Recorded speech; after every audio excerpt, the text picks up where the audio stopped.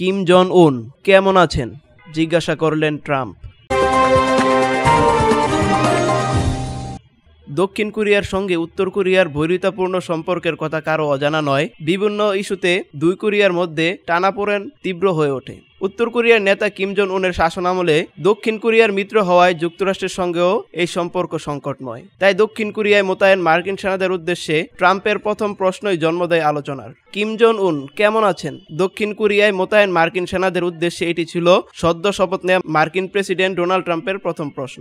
ট্রাম্পের শপথ অনুষ্ঠানে সেনাবাহিনীর সদস্যদের সম্মান জানাতে ভিডিও কনফারেন্সিং এর মাধ্যমে তাদের সঙ্গে কথা বলেন ট্রাম্প। সেনাদের সঙ্গে ভিডিও কলে কিছুটা রসিকতা করে ট্রাম্প বলেন, কেমন আছেন আপনারা? কিম জন উন কেমন আছেন? ওখানে সবকিছু কেমন চলছে?